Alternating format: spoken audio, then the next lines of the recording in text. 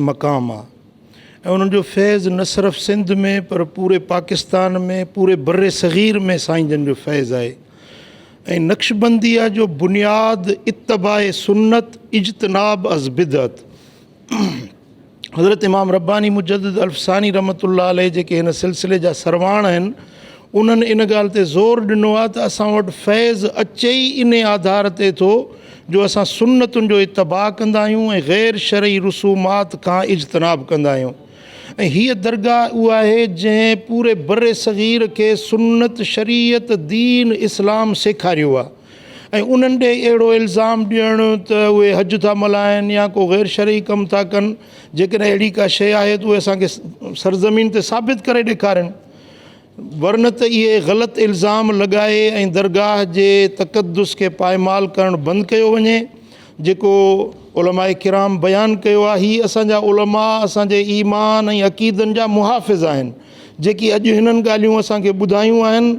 Media वारनि खे बि गुज़ारिश आहे त इहो पैगाम आम कयो वञे ऐं इन दरगाह जे तक़दुस जी पायमाली खे रोकियो वञे। जेकी ग़लति प्रोपगंडा कनि था उन्हनि खे बि ॿुझो ॾिनो वञे ऐं असां जेको कुझु मुफ़्तियाने किराम उलमाए इज़ाम ऐं ख़ुसूसन सज्जाद नशीन साहिब जन जेको फ़रमायो आहे असां सभु उन सां मिनो अन मुत्तफ़िक़ आहियूं।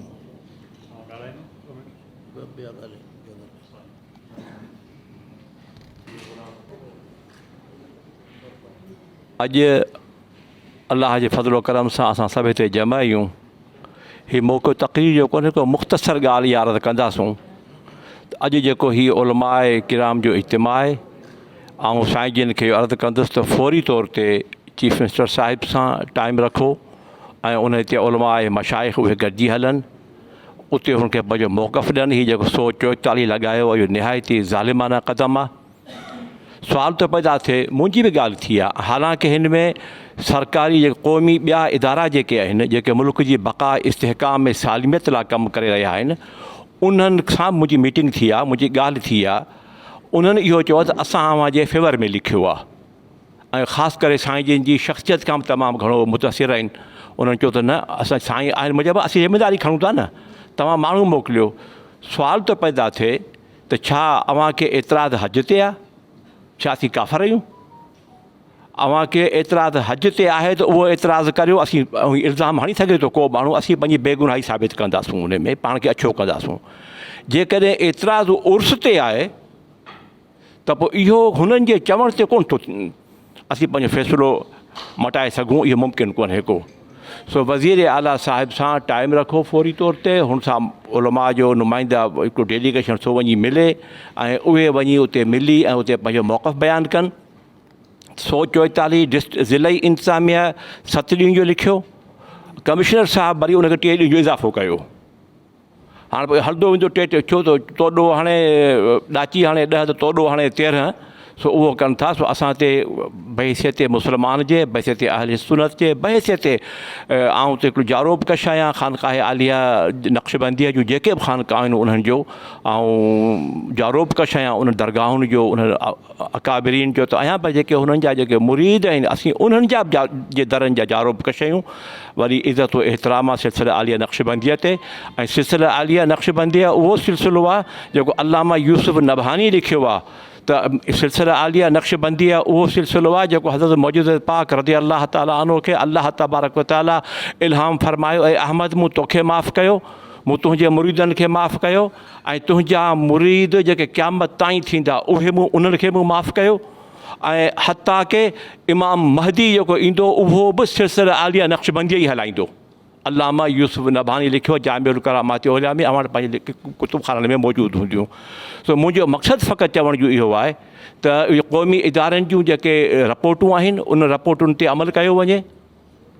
उहे इंसाफ़ ते मबनी आहिनि, बिल्कुलु इंसाफ़ ते मबनी आहिनि उहे, ऐं हक़ ते मबनी आहिनि। ऐं असां चाहियूं था त 144 जो कलम हटायो वञे, फौरी तौर ते हटायो वञे। ऐं हीअ सिलसिला आलिया नक्शबंदी असांजे त कई हिसाब सां हिकु त असांजे मथां बहसियत मुस्लमान जे बहसियत सुन्नी जे बहसियत सिलसिला आलिया नक्शबंदीअ जे सो असां तमामु घणो जेको सो इन ते करणु चाहियूं था ऐं असां दामे दिर में सुखने क़दम में हर तरीक़े सां असां दरगाह शरीफ़ जो साथ ॾींदासूं। हीअ दरगाह असां सभिनीनि जी आहे, सभिनी मुस्लमाननि जी आहे ऐं हिते मर्जाए ख़लाइक़ आहे। इन दरगाह जो असीं भरपूर तहफ़ुज़ कंदासूं इंशाअल्लाह। ऐं मूंखे उहो ॾींहुं यादि अचे थो, साईं जिन बि उन जा गवाह आहिनि त क़िबला वालिद साहिब रज़ी अल्लाह ताला अन्हो जिन खे घुरायो वियो हो दावत ॾेई, असीं वियासीं, आउं बि सॼी हुज़ूर में हुउसि ऐं उते साईं फरमायो त आउं हीअ सॼी मिल्कियत जेका आहे दरगाह शरीफ़ जी अव्हां जे हवाले थो करियां। पाण फरमायो मुंहिंजे हवाले न कर, तव्हां पाण हिते हिन में पोइ छा करियूं? पाण फरमायूं त हिते मदरसो ठाहियूं, हिते यूनिवर्सिटी लेवल ते ठहे जेको उते कमु हले। इन ॻाल्हि ते इतफ़ाक़ थियो, पर इतफ़ाक़ सां पोइ साईं जिन जा ॾींहं थोरा हुआ, पोइ अलाह जी मर्ज़ी आहे, तंहिंखां पोइ हालात वरी कुझु अहिड़ा थी विया हलिया जेको तमामु नागुफ़्ता बे थी विया।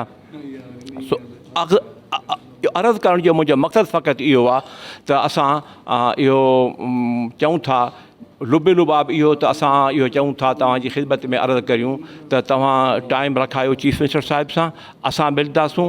तव्हां फ़क़ति हुजो या न हुजो, असांजो टाइम रखायो, उलमा जो टाइम रखायो त उलमा किराम उन्हनि सां मुलाक़ात कनि, उन सां मिलनि, पंहिंजा ख़दशात जेके ज़ाहिर कनि। हा न हुजनि, बेशक हुजनि, बेशक हुजनि, पर जेको उनजी ग़ैर मौजूदगी में थींदो उनजो अञा वधीक असरु। धणी घर वेठो आहे, ॿिया सभु धणी आहिनि उनजा। इहा तजवीज़ आहे, हिकिड़ी राय आहे हिकिड़ी।